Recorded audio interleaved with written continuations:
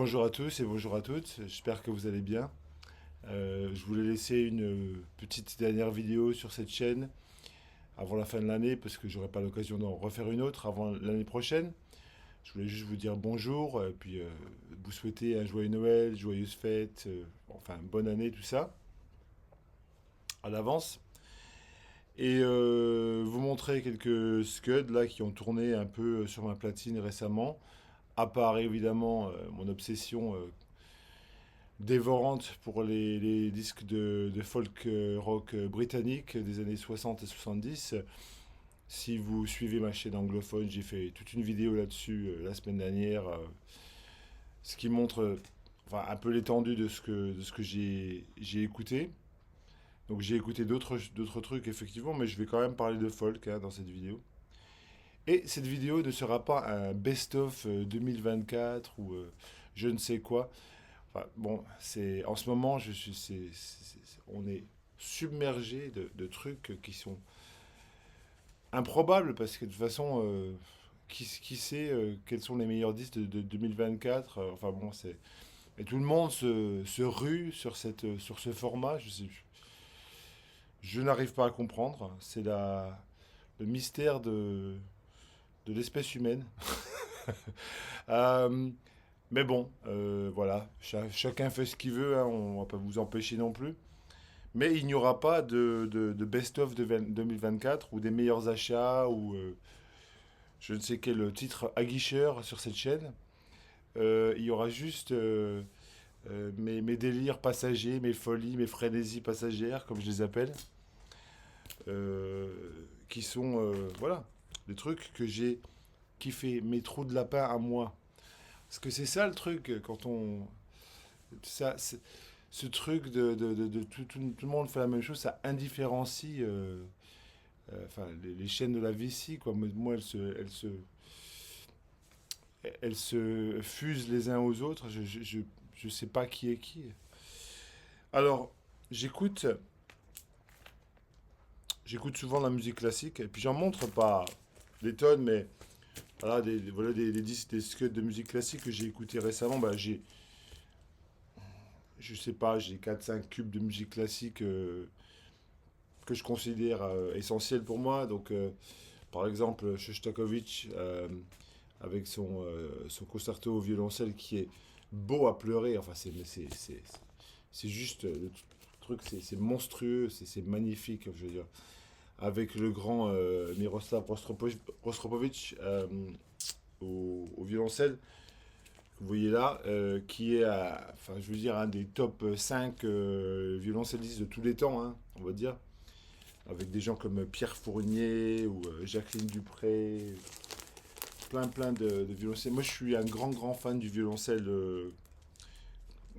enfin, quand il est dans un contexte classique. D'ailleurs, mon morceau préféré, enfin, ma pièce préférée de musique classique, c'est le concerto pour violoncelle de Dvorak. Donc, enfin, j'en ai en moins 10 versions, mais ça, c'est magnifique. Et puis, je crois que mon compositeur classique favori, c'est peut-être Bartok. Donc j'ai plein de Bartok et j'aime beaucoup. J'aime beaucoup plein de périodes différentes de Bartok, on va dire, parce il y a des choses qui sont un peu plus avant-gardistes, il y a des choses qui sont un peu plus abstraites. Mais là, on est vraiment dans un monde, un univers qui est assez dépouillé, quoi. C'est des quartets à cordes. Euh, voilà, bon, c'est pas du Schubert non plus, hein, on va dire la vérité. Hein. Il y a quand même un petit côté, voilà, atonal là-dedans, mais c'est magnifique, quoi. C'est super beau.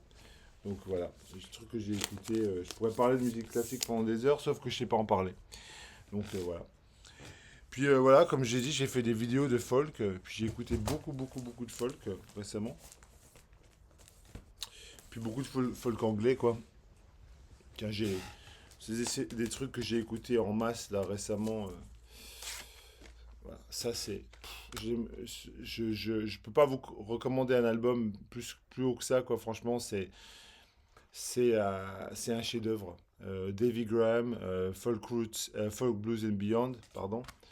Donc David Graham, c'est pour moi le guitariste qui a vraiment défini beaucoup du son du folk anglais de l'époque, hein, parce que vraiment, c'était un pionnier à tous les niveaux. Il avait, il avait très vite compris que, enfin, il était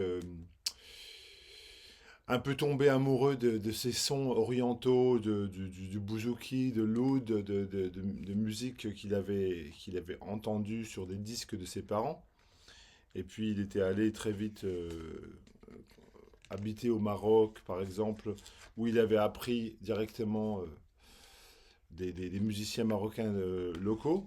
Et puis c'est lui qui a effectivement inventé cette façon d'accorder sa guitare en Dagdad, qui a ensuite été copié par Bud Jansch, qui a ensuite été copié par Jimmy Page. C'était un, voilà, c'est un vrai pionnier de la guitare, un véritable pionnier anglais. Euh, je vous recommande d'écouter Angie, la chanson numéro 19. Ça vous dit presque tout du folk rock anglais, de son évolution. Puis j'ai écouté beaucoup Comus récemment parce que moi j'adore cet album. Enfin, c'est un album. Donc, ça, c'est l'intégralité de la discographie de Comus, mais je parle effectivement de leur premier album de 71, qui est First Utterance, qui est un chef-d'œuvre. Enfin, je veux dire, c'est un album de folk qui sonne comme aucun autre. C'est ce qu'on appelle du freak folk, quoi, du folk tordu, avec des cris, des atmosphères sinistres. On a l'impression qu'on est perdu dans la forêt, quoi. Euh, c'est vraiment ce côté glauque et sinistre du folk. Puis bon, bah, ils n'ont pas du tout eu de succès à l'époque, hein, on peut bien comprendre. Mais écoutez, Diana, c'est un truc de ouf, quoi. Puis voilà, puis j'ai. Voilà, pas que. Enfin, voilà, il y a des petits disques comme ça qui me sont ressortis. Je sais pas, moi, Songs from the Woods. Enfin, c'est pas des trucs que je sors très souvent, quoi. J'ai deux trois albums de Jethro Tull. Et j'aime beaucoup les deux premiers albums de Jethro Tull, Stand Up surtout. Mais Songs from the Woods, c'est de la période plus tardive, c'est de 77. Je trouve que c'est hyper bien réussi au niveau des arrangements. Je crois que c'est un des meilleurs disques de folk de Jethro Tull, en fait, parce qu'en fait, ils ont fait plein de styles différents. Ils ont fait beaucoup de prog, beaucoup de trucs qui sont un peu plus fusion, mais là, on est vraiment dans une espèce de folk rock assez dépouillé, avec voilà, des beaux arrangements quand même. 77. Donc j'ai écouté ça, j'ai écouté euh, beaucoup de beaucoup de Trafic, parce que moi j'adore. Moi, je le dis haut et fort, c'est mon groupe préféré anglais des années 70. C'est ça. Moi je vote Trafic, quoi. Donc c'est effectivement le deuxième album de Trafic qui est sublime. C'est l'audition australienne où il y a marqué Traffic. J'aime bien cette addition de ce, voilà, du nom comme ça au milieu. Ça le fait pour moi. Donc, c'est un album qui est sorti en 70, je crois, 69, 70, 69. Euh, Traffic, c'est surtout ben, enfin, c'est l'œuvre d'un génie sans pareil. Je veux dire, Steve Winwood, qu'on voit au milieu là, qui était guitariste, organiste, chanteur avec une voix blues, ce qu'on appelle Blue White Soul, quoi. Enfin, voilà. Euh, qui avait été découvert par Chris Blackwell dans un pub à Birmingham, par hasard vraiment, et qu'il avait signé illico sur son label Island Records, qui est pour moi, je veux dire, un des labels anglais. J'adore Island, je suis fan transi, quoi. J'adore le son Island de l'époque, John Martin, Nick Drake, voilà, Fairport Convention, Traffic, enfin tous ces groupes-là qui sont sortis à l'époque. Bon, il y a beaucoup de périodes de Island évidemment, il y a la période de Bob Marley qui a suivi, enfin voilà, mais Grace Jones, voilà, et U2 était sur Island aussi, bon voilà. D'ailleurs, une petite parenthèse, j'en profite je sais pas si j'ai déjà montré ce bouquin, enfin je l'ai depuis longtemps, mais Si l'histoire de Island vous intéresse, il y a des bouquins qui sont super bien. Ce livre est magnifique. Et puis, j'ai repuisé dedans un petit peu pendant que j'étais dans mon trip de folk anglais, parce qu'effectivement, il y a, euh, il y a des superbes. Voilà. Il y a un peu d'inspiration à ce niveau-là. Attendez, il est où le truc du. Voilà. Ces choses. Voilà. Folk britannique, John Martin, enfin tout ça, quoi. Donc je pense que c'est assez. C'est un bouquin qui est assez chouette. Bon, je vous montrerai un autre bouquin que j'ai chopé récemment en même temps, plus tard. Donc je continue mes pérégrinations. Et puis il y a un album de folk que j'ai énormément écouté récemment, c'est Reflection de Pentango. Alors Pentango, c'est un groupe génialissime, encore une fois. La pochette montre l'après-tournée, en fait, parce qu'ils avaient fait une grande tournée, je crois, mondiale. Et puis ils étaient un peu épuisés. Et puis le label, quand ils ont sorti l'album suivant, donc c'est pas un album live, hein, je précise, hein. Mais ils ont mis toutes ces photos qu'ils avaient prises en tournée. Donc, qu'est-ce que c'est Pentango? C'est cinq individus génialissimes. La chanteuse avec sa voix au perché, Jackie McShee, une des grandes voix du folk anglais de l'époque. On a deux guitaristes imparables, je veux dire Burt Jansch et puis John Renbourn, qui sont les deux des génies absolus. Burt Jansch au milieu, et puis John Renbourn juste au-dessus avec sa guitare, qui sont voilà, qui ont inventé tellement de choses à travers ce groupe. Danny Thompson à la basse, un contrebassiste absolument génial aussi. Et puis Terry Cox à la batterie. Et on a un son un peu folk jazz, enfin carrément folk jazz on va dire. Et sur cet album, je veux dire, ils se transcendent un peu, ils évoluent un peu, et puis il y a un côté aussi hyper psychédélique sur cet album, je trouve. Sur ma vidéo anglophone, je parlais de Helping Hand, alors je vous recommande vraiment cette chanson vivement, mais enfin, tout l'album est comme ça, je veux dire, c'est un album, donc ça c'est sorti en 71, 72, 73, je sais plus. Vous avez qu'à chercher vous-même. Je continue sans transition avec plus de folk, alors ça c'est un album, c'est juste magnifique, Illuminations de Buffy St. Mary. Donc Buffy St. Mary, c'est une chanteuse, ou c'était, je sais plus si elle est encore avec nous ou pas. Quelqu'un pourra me le dire dans les commentaires. Une chanteuse de folk américaine d'origine, euh, comment on dit, Native American, voilà, Indian Amérique, on va dire, c'est pour faire simple.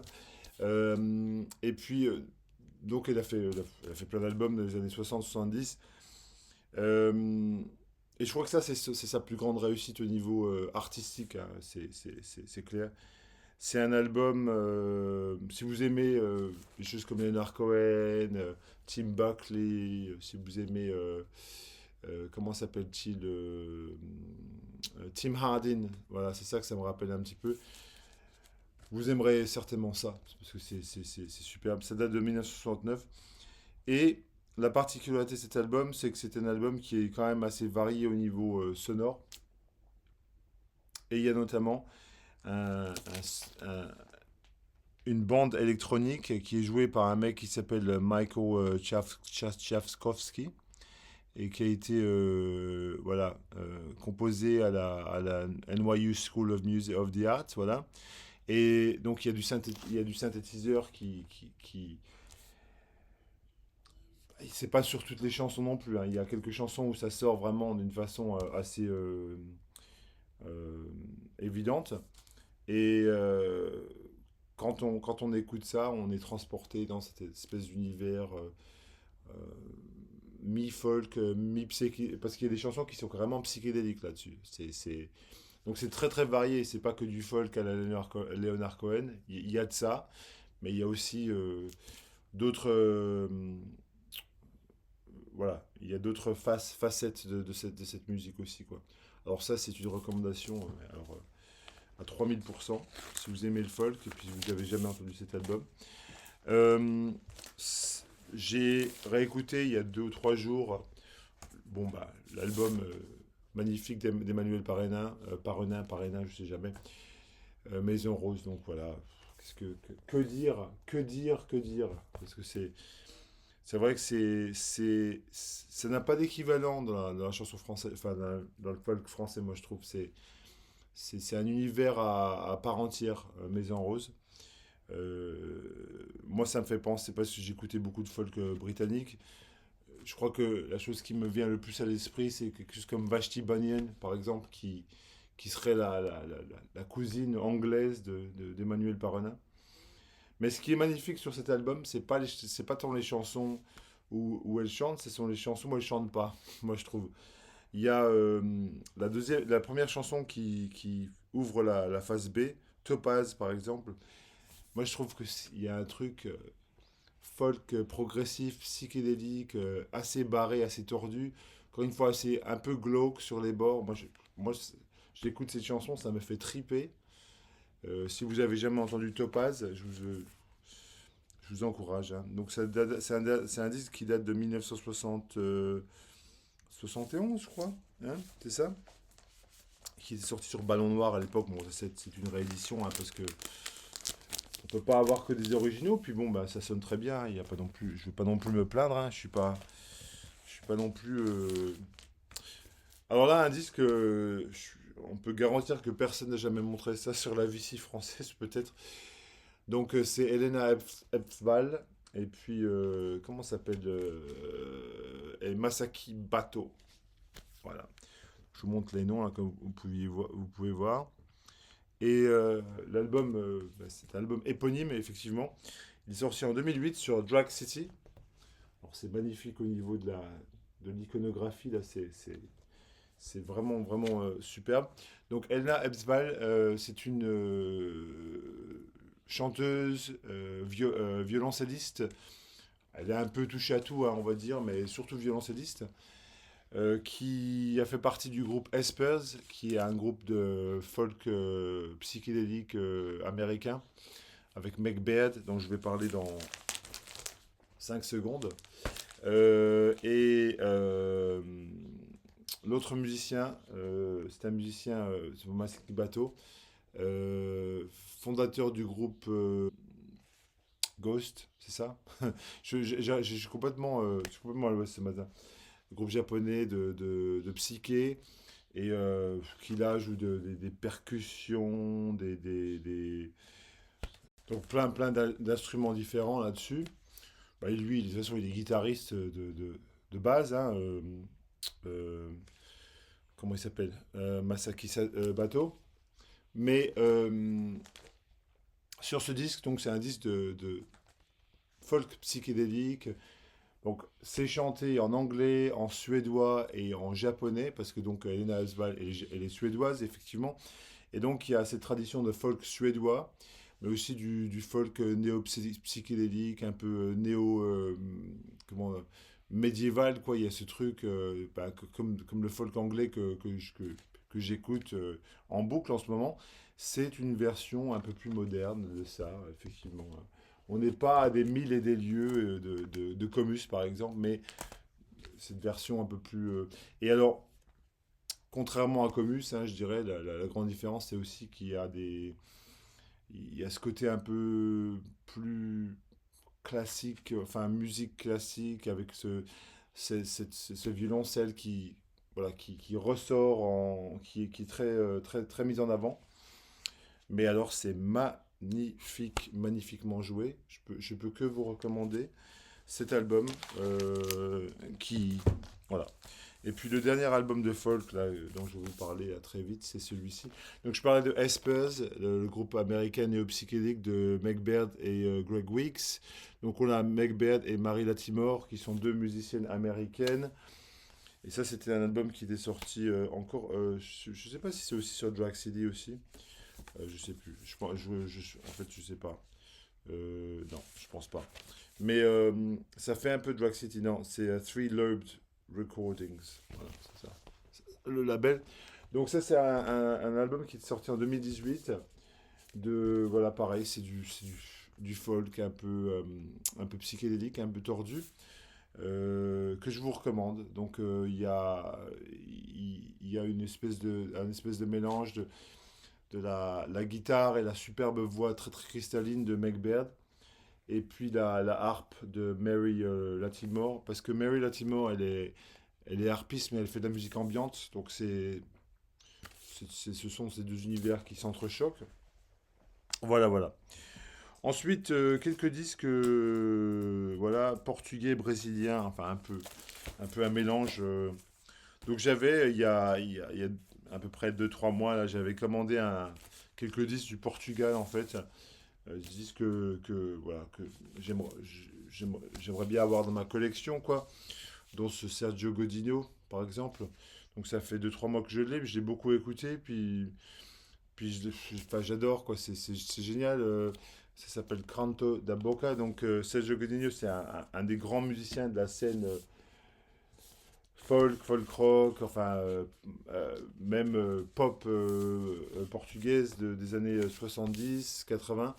En fait, il avait même fait partie de ces révolutionnaires de la révolution des orchidées à Lisbonne, qui était une révolution anti-régime, anti-dictature.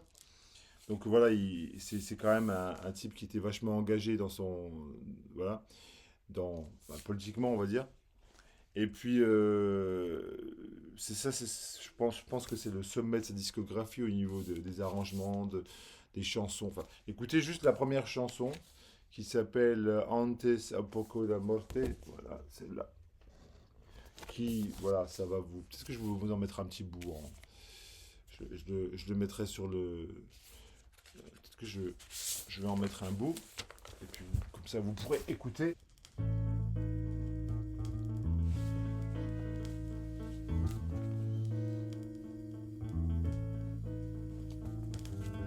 Como no poço da morte, como no poço da morte. Como no poço da morte, como no poço da morte. A gente gira, gira, gira, a gente joga tudo, a gente arrisca a vida. A gente gira, gira, rumo à terra prometida. E quando lá chegamos, encontramos revolvida a terra que sempre se desejou e que se deixa de reconhecer no dia em que se vai para lá morar. Mas como se costuma dizer, tem que ser porque parar nunca fica parado.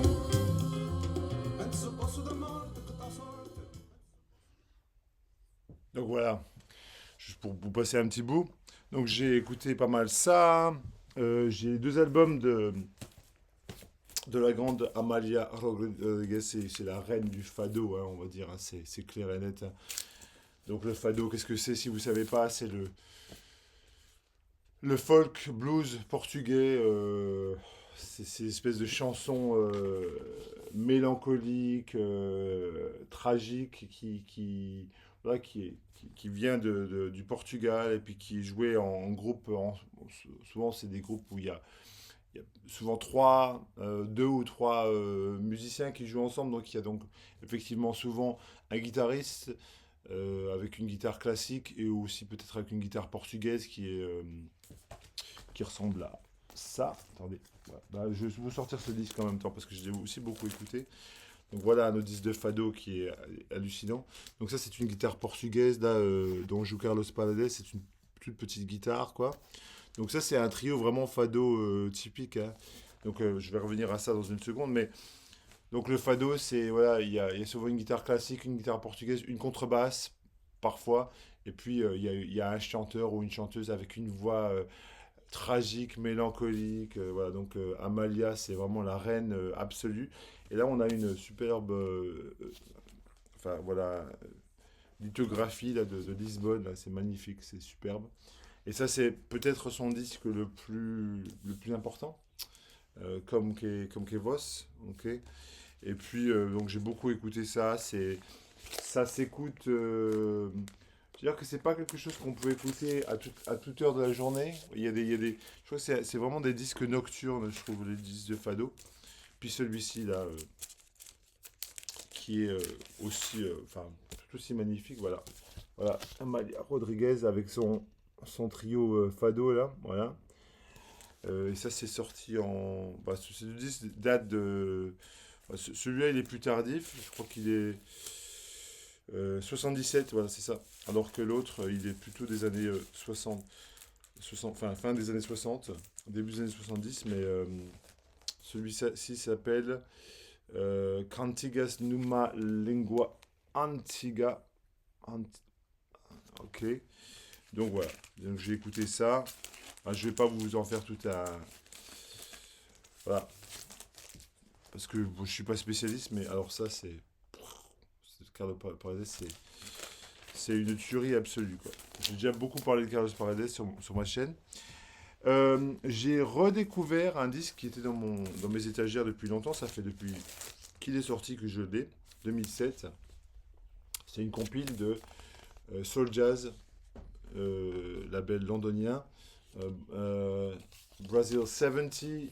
Voilà. Donc c'était un point d'entrée pour moi à l'époque. En 2007, j'ai découvert des trucs que je connaissais pas du tout, comme Secos et Moliados, qui est un super groupe, Alceu Valença, Novos Boyanos. Voilà, c'est des groupes que j'ai découvert à l'époque. Je connaissais déjà Gilberto Gil, et puis Gal Costa, et puis tout le Tropicalia.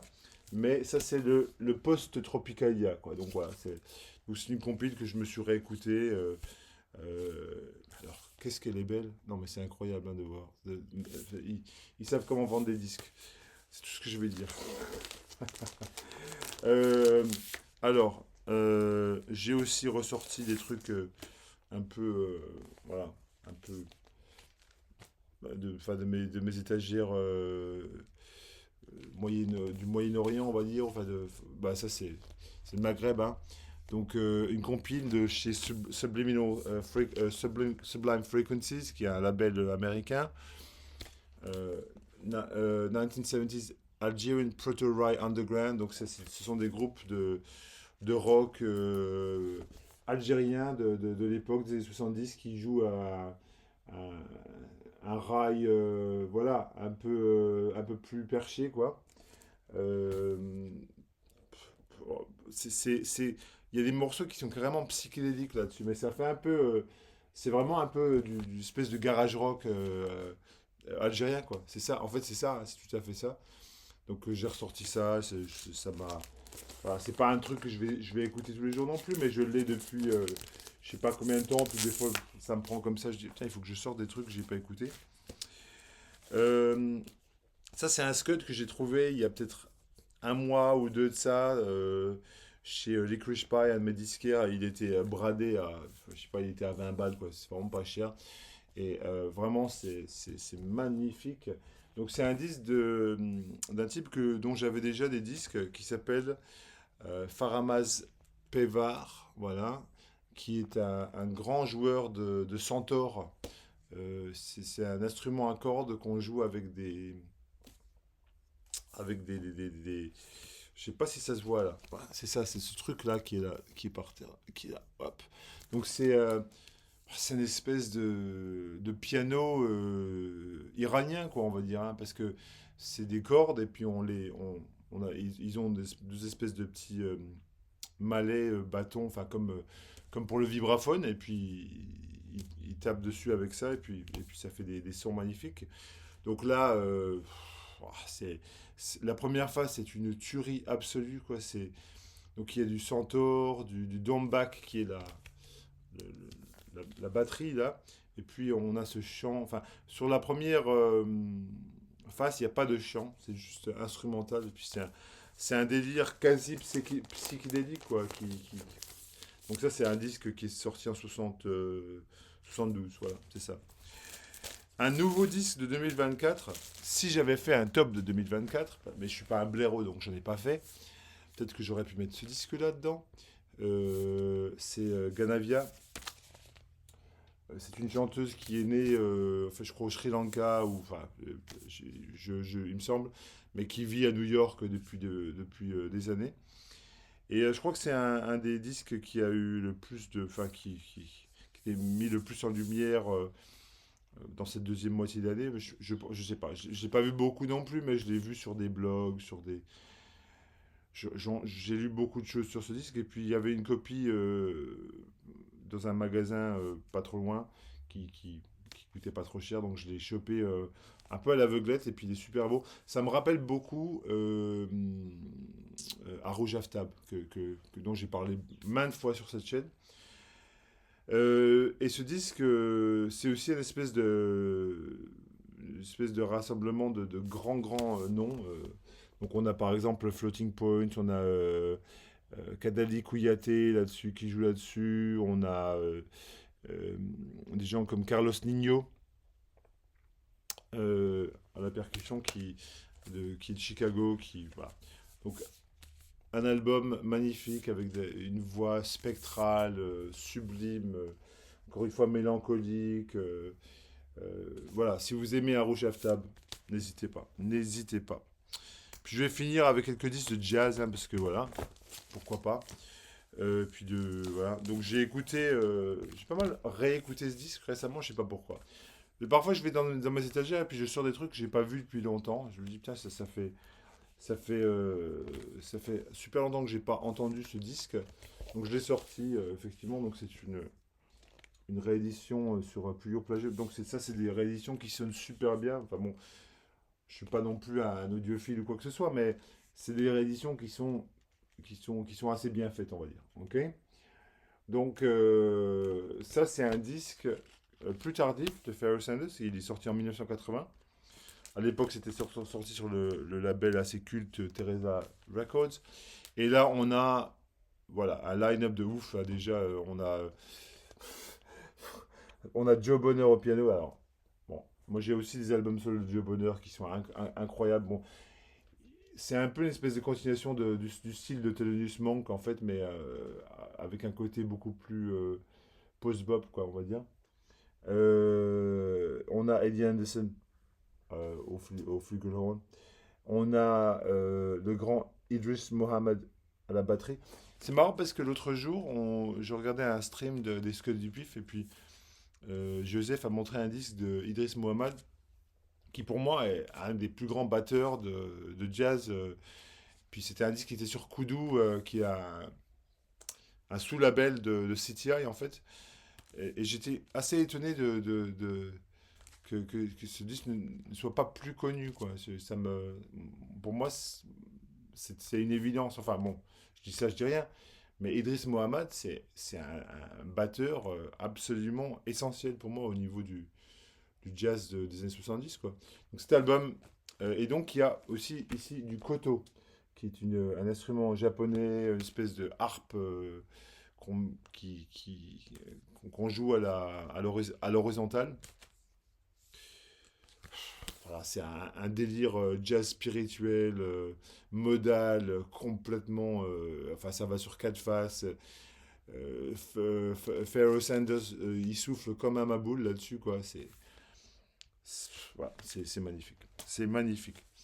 Un autre disque de ouf, quoi, qui est complètement barré, complètement déjanté. The Lad Minority. Alors là, le line-up, pareil. C'est juste délirant, quoi. Entre Cecil Bridgewater, on a voilà, Stanley Clarke, Gene Perla, Ian Hammer, Elvin Jones, Ayrton Moreira, enfin voilà, Gigi Bridgewater. Alors là, mais là c'est un disque de jazz spirituel, free jazz avant-garde, Tony Truant, je peux pas vous dire mieux. C'est un disque où le mec carrément il se lâche. Il se lâche, il est en roue libre. Il est en mode, il est en mode désinvolte complet, délire pas que passager. Donc je peux pas mieux vous recommander un disque. C'est sorti en 72 sur Mainstream. Et moi j'ai une réédition de We Want Sounds qui est nickel, hein. Il n'y a pas de problème, elle est super. Steve Reid, un des grands, grands, grands noms du jazz des années 70, qui est malheureusement plus avec nous. Et un de ses albums qu'il a fait avec Kieran Hebden, le mec qui est en fait Fortet. Et voilà, pareil, du jazz spirituel. Bon, ça s'appelle Spirit Walk, hein, en même temps. Hein, ils avaient bien affiché leurs intentions sur la pochette déjà. Il n'y a rien qu'à voir la pochette, on sait tout de suite que c'est du spiritual jazz. Enfin bon, il faut pas être sorti de Saint-Cyr non plus. Que puis-je dire là-dessus? Bah, c'est magnifique, hein. C'est l'esprit de John Coltrane et puis Pharoah Sanders est bien vivant là-dessus, hein, on est d'accord. C'est super. Puis, puisque l'année se finit, il faut finir avec un peu de party vibes, voilà. Voilà ce que j'écoute aussi. Stretching Out In. euh, Bootsy's Rubber Band. Alors ça, c'est un disque de P-Funk. C'est pareil, c'est le délire complet. Donc Bootsy Collins, hein, comme chacun sait, c'était le bassiste légendaire de Parliament. Euh, Enfin voilà, c'est un disque, voilà. On a Fred Wesley, les JBs, Bootsy Collins, on a qui? On a évidemment le géantissime Bernie Worrell, le plus grand joueur de clavier funk de tous les temps, quoi, hein. C'est clair, hein, c'est, le mec, il est sous stéroïde, quoi. On a Maceo Parker, des JBs, on a. C'est un espèce de mix entre les JBs et puis Parliament, en fait, hein. C'est complètement ça. En pressage original, euh, enfin, voilà, deleted. On mettait à la poubelle parce ils étaient bradés, quoi. Donc ils faisaient ces disques bradés. Bon. Bon, moi je m'en branle un peu, hein, c'est pas grave, hein, c'est juste. Ça donne du caractère au disque. Ça, je peux pas vous recommander un disque de funk américain d'époque plus haut que ça, quoi. Je veux dire, ça claque à tous les niveaux. Écoutez, I'd Rather Be With You, par exemple. Euh, c'est, c'est, c'est magnifique. Voilà, voilà. Donc, je vous souhaite voilà, de bonnes fêtes, tout ça. C'est un peu long, hein, j'ai un peu, mais bon, vu que c'est la dernière vidéo, vous aurez le temps de la regarder. Si vous vous emmerdez, si votre belle-mère vous casse les couilles, ou je sais pas moi, votre, votre beau-frère vous raconte des conneries sur la nouvelle voiture qu'il a achetée et tout, vous pouvez tranquillement les ignorer et les virer et Non, je plaisante. Non, passez de bonnes fêtes et puis amusez-vous bien et puis à bientôt.